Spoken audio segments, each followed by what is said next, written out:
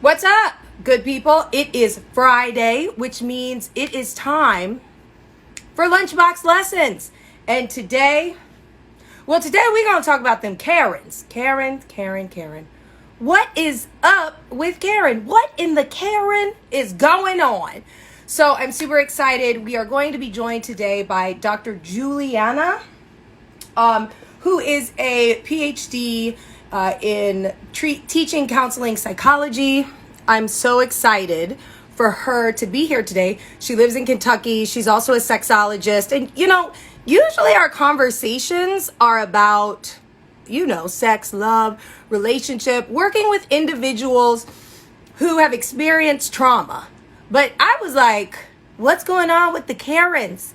So, hey, Shelly, but before we get started and before she joins, where's everybody checking in from? What cities are you in? Where you coming from? Let me know. I want to know where you're at. And I also know there's a bit of a delay. She should be in here. She's like, I'm new to this, Michelle. I don't know if I know how to do this. I was like, you know what? You're going to be fine. So we'll wait a couple minutes to let her join. But where are y'all? LA's in the house. You know I love LA. LA is my Sacramento, California is in the house. I love that. It's a little warmer I am. Is it warmer you are? San Diego. I love that California is really showing up and showing out today. I love that. Oh, she's here. Let me go ahead and invite her and see. There we go. We've got her. And she will be joining us now. Are you coming, honey? Are you there? Hey, It's connecting. Hey, welcome hi to Lunchbox there. Lessons. How are you? Great. It's good to see you.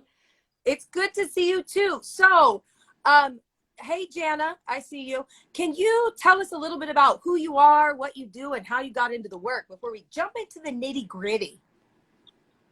Yeah. So I'm Dr. Juliana, and I'm a marriage and family therapist and licensed professional counselor. And I have taught in Virginia at the College of William and Mary. And now I have a private practice that I work with people all over the world doing couples counseling and individual counseling. And a lot of the work I do, like, we've talked, a lot of it has to do with sexuality.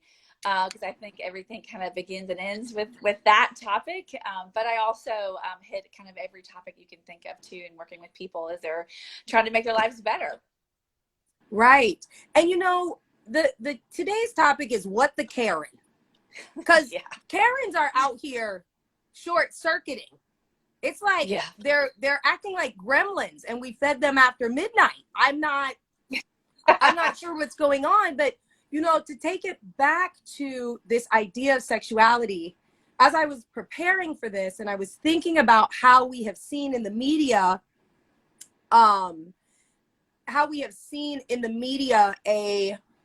don't know how you would describe it, like a meltdown, a weaponizing of white femininity, a white fragility. And I think that that's rooted in sexuality and the patriarchy.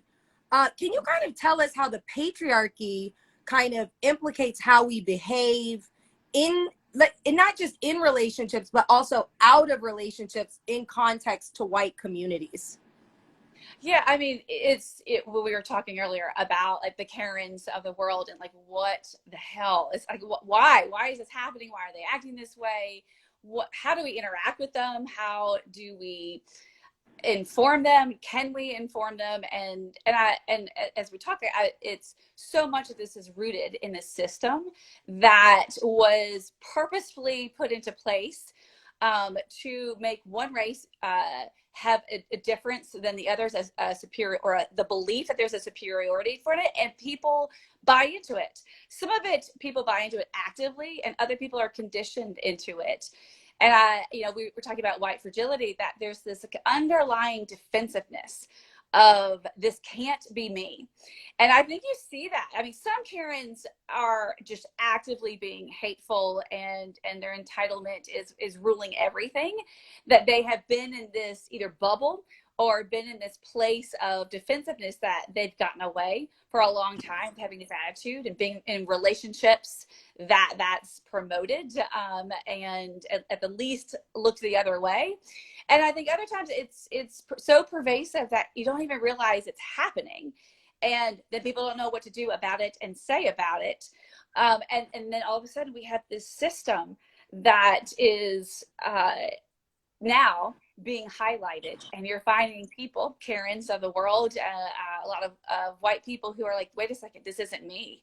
This isn't me. This can't be me. Don't let me into this whole crowd of things. And so we see this underlying emotional defensiveness that has no place in this discussion, has no value that's going to change the culture that we desperately need to have changed right now. Right. And you know, I know, and for people that are watching, you work with a lot of trauma. You work with clients that have had a lot of trauma. And I imagine that you're working with people of different ethnic backgrounds and people of different races. So that would, I mean, I hope, I believe from what I know about you, you're not a Karen. So how do you, and I think that's a practice that has to happen all the time. So how do you fight to not be a Karen? What does that look like? Well, the first thing I think is assuming, asking that, having the bravery to say, am I? And having the authenticity to actually answer it. And sometimes I think you aren't the one that can answer that. It needs to be the people in your life.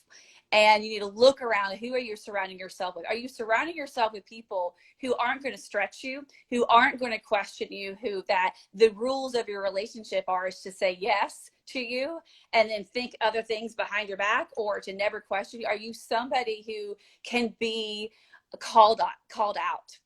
And I think if you have that, it's kind of like narcissism. If you are wondering, if you're open to it, if you're trying to be authentic, if you are surrounding yourself with people with different points of view, different backgrounds, different experiences, and you allow a conversation that is dual, then you're not going to be a Karen in a lot of ways. And that doesn't mean you don't have a moment that you fuck up and that you say something that is racist.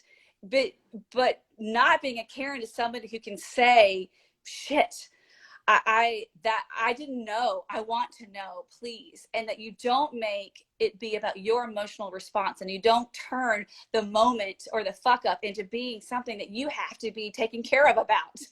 And that you are a part, because I think that's part of it too, is that so much of the Karens, it's just all about them. It's all about what they're upset about. It's all about not being called out, and everyone is then catering to their emotional response. And that's missing the point completely.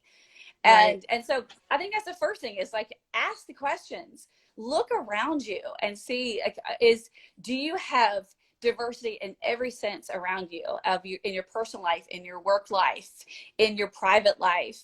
And if you don't, why don't you?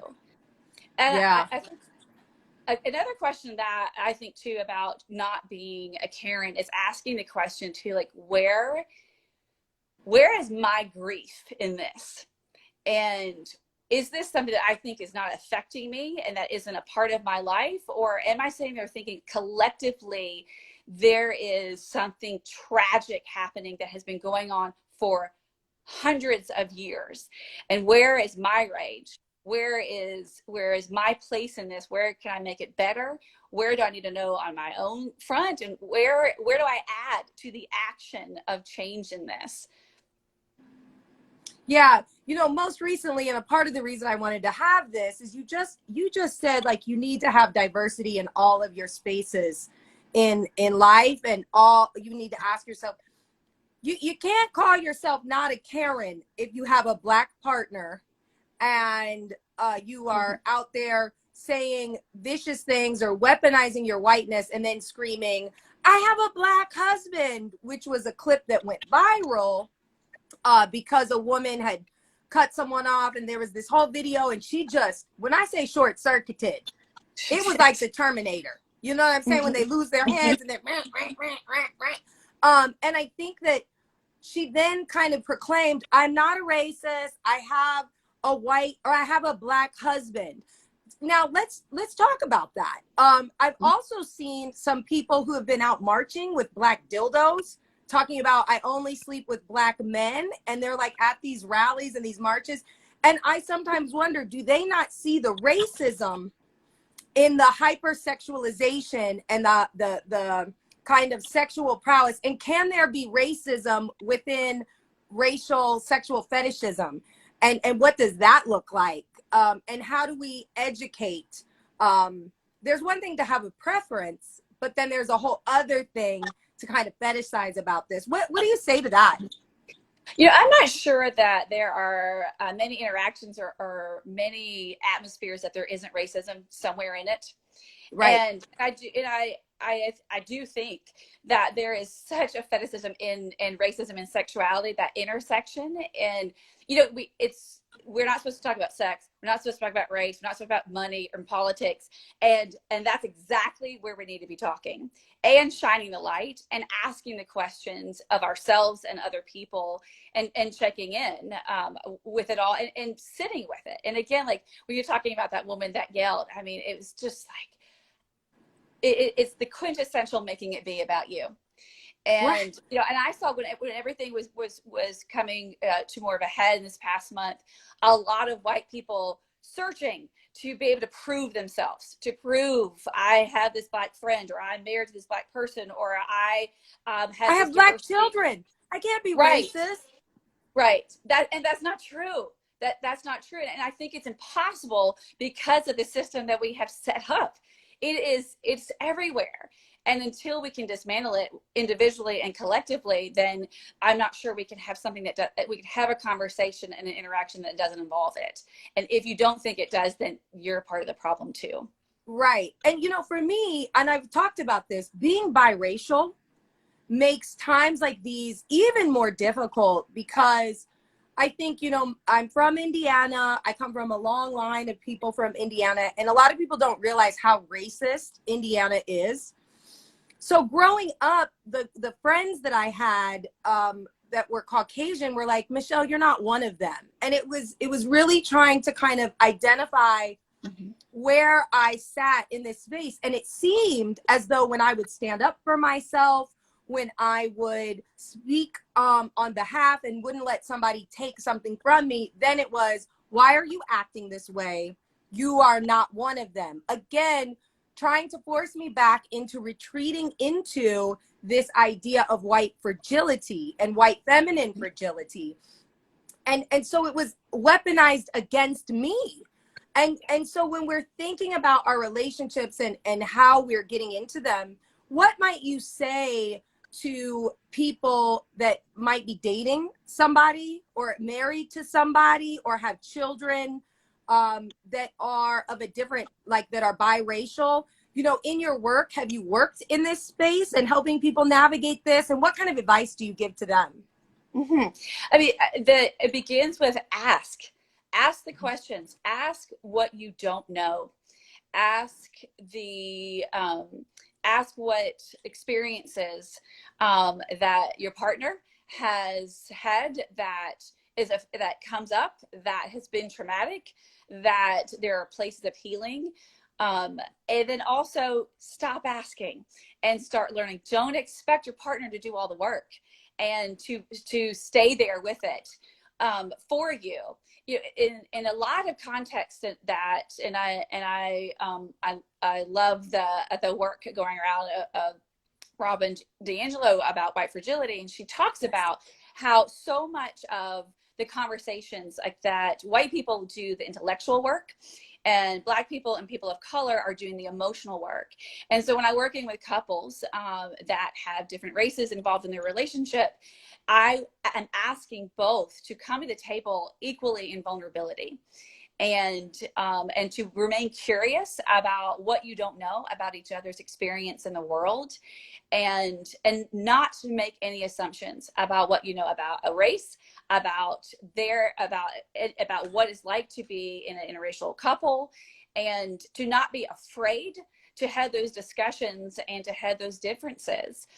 A lot of times it's just, we don't even have the language to begin there. So if you don't have the language and you haven't been practicing it and don't have models for it, then you start with speaking from your heart, and speaking from your heart is speaking from vulnerability. Yeah, I really appreciate a couple things you just said. One, that Black and brown people often have to do the emotional labor. And then Mm-hmm. two, it's the ask the questions, but then stop asking questions. Yeah. Like it is not our job to teach you. It is our job to, especially if you're in a relationship, to share with you feelings and communicate emotion, but it is up to people to do the work and really sit and process and hold space for, rather than say, well, can you just teach me or tell me what books to read? I mean, I get a lot of people who hit me up and are like, Yeah. well, what books should I read? And it's like, I can't tell you the books to read, like that'll give you all the answers, and then you'll be able to go off and all of a sudden you're not racist or you're not a Karen. Right. So I value that, and I think that it is important. I think even in this conversation, understanding you and I, we don't have all the answers. We don't have No. all the answers. Mm-mm. What we have is perspective. We have experiences, and even from as a woman who identifies as a Black woman, Black women sometimes get it from our end where we hear Black men say, well, I only like a Black girl if she looks like X. And Yep. I think that, just like there are Karens out there saying, I'm not racist, I have a Black husband. There are Black people out there who are like, well, I'm only going to date a certain type of Black girl. And that's a Karen too. It's just Yes. on the other end. That's Um, right. so I think that, like, when we think about this, what might you say is like solid foundational, like three things that you would advise white people to do to get Mm-hmm. it moving in the right direction? Again, this is going to take lifetimes, Mm-hmm. generations Yeah. for Yeah. us to dismantle and rebuild. But what would you say? Where do we start? What are your accountability practices? So Oh, I love it. you've gone to read, you've read the book, you've read the article, you watched the videos. Now what? What are you going to do with that? And who are you talking to about it? Are you reading it privately? And now you have this, but, but are you going to talk to other people in your world? Are you sharing it? Are you asking the questions? Are you having the uncomfortable conversations with people that are like-minded and have the same experiences? And are you putting yourself in situations with people who have different experiences and that you don't know where they're come from? Is that accountability is crucial. You have to step out and put action behind your self-education. I think also you need to stop using the words, it's not my intention, I didn't mean to say that, I didn't mean to look at that. You need to look at what the impact is of your behavior, your silence, your action, your words. I think that you need to ask yourself, like the question that I was saying before, and I, and here's a bias I have. I think, I mean, I identify as a woman. I think often of like, where are my other women? Where are the other white women in outrage? I told you about like my son and I and daughter. I have a 21-year-old son and a 6-year-old daughter, and we went to one of the. My son was going to the protest every night and being a part of it down here in Kentucky. And we had to interact. We had a difference of opinion about how he interacted with some of the police officers, and I was like, okay, I need to, here's my action. I'm going to go down there. I'm going to do this with him. I want to experience this with him. I don't want to just talk about it. I want to have known what it was like. So we went down there, and I went down there with my 6-year-old, and I had people looking at me for having a young child there. And flash forward to, at one point I thought, where are my friends? Where are the other people? Where are other people who look like me, who I know have good hearts and good intentions? And then I was like, but what's the impact? What is the impact of it? And we had this moment there at the protest that my daughter has blonde hair and stood out. And we had someone come up to us and asked if they could talk to me about why I brought her there.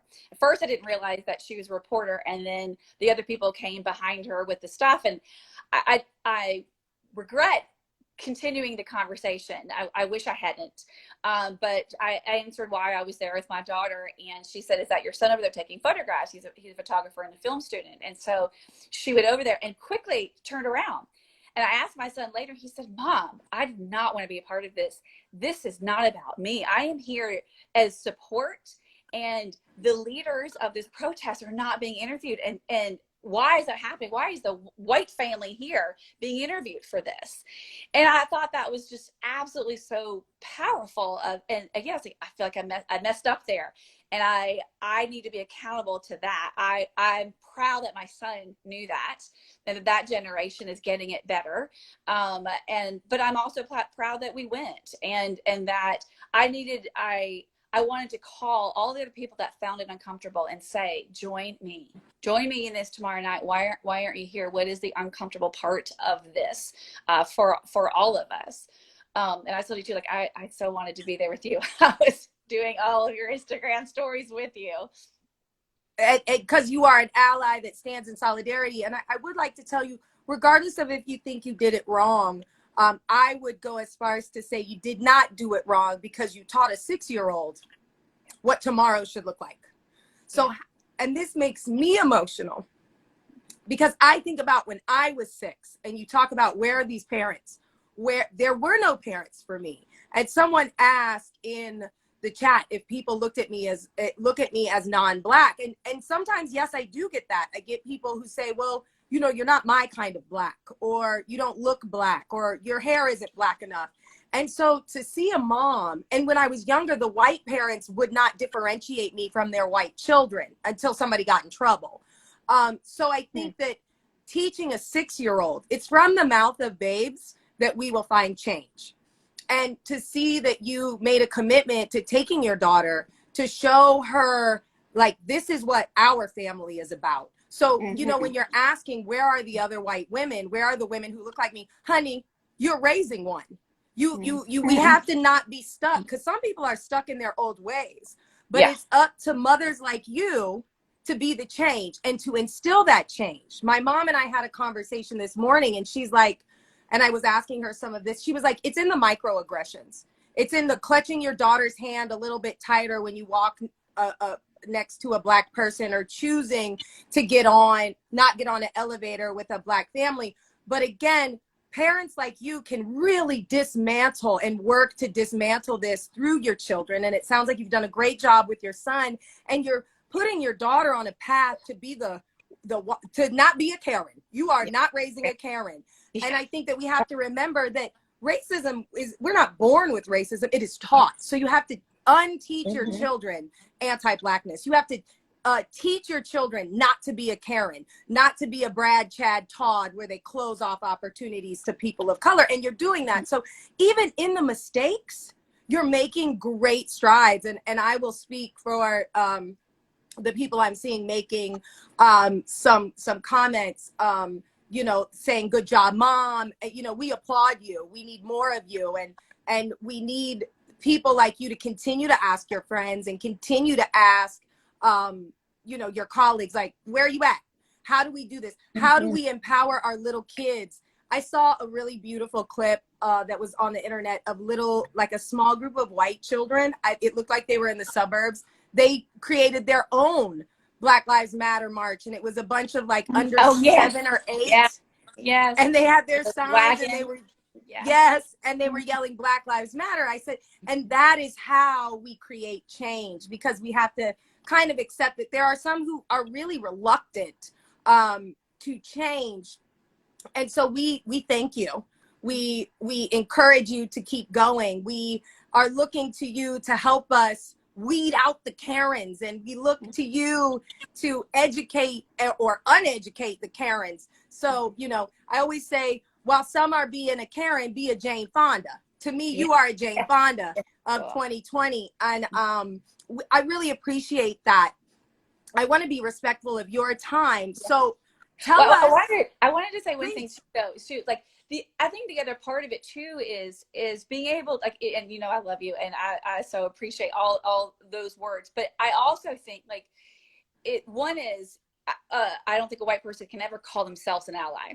I think it's not for me to judge that, and my actions need to show for that, and it's for others who need to think to see, am I or am I not, or is my action this time in the action of an ally or not. And when I am wrong, it is not for you to rescue me from that wrongness. It's for me to know it and to be aware of it, to have that kind of, okay, I want to get it better. And that's, I think that's so important, because I think so many people in the Black community and people of color are exhausted, absolutely exhausted from having to take care of us, to having to educate us, to having to deal with all the trauma yourself, and to rally your community and to come up with the answers with us. And so I feel like it's also like it has to be us together in this. And with the togetherness, it's the understanding, I don't know, I want to learn, and I want to be in this, and I want you not to be alone in this.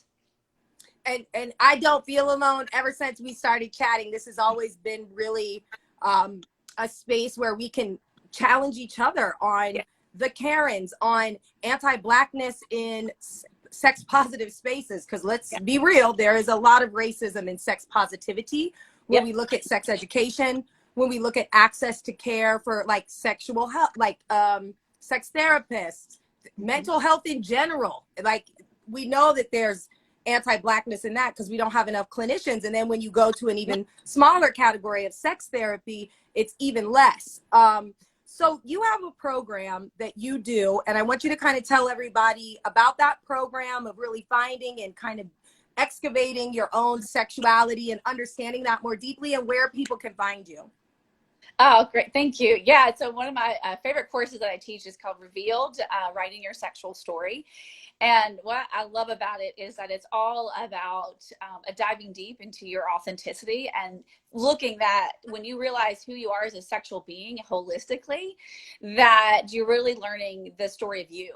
And that is across all ages, all races, and it's an endeavor that we all should do and can do. And it's taking all your individual sexual stories and making it into one that then leads you to where you want your sexual life to go in the future. It's I'm really proud of it. I love the work, and I've been grateful enough to be able to take it in many countries with many people. And you can find me on and my website is Dr.Juliana with one N, or on Instagram, DrJuliana Hauser, and the same on Facebook. Oh, Dr. Juliana, we really appreciate you. We will have another one of these conversations. I love you, Michelle. And thank you so much for everybody who tuned in to this week's Lunchbox Lessons. This will be on my YouTube page, so make sure you go and subscribe to the YouTube channel, MH Sexpert. Continue to follow me. Turn on your notifications. And guess what? I'm back at it again. I'm planning a march, so I have to get off to go back out and finish this planning this march. If you are in the New York area, July 5th, please stay tuned. There's going to be a march and a rally celebrating Black education and Black excellence.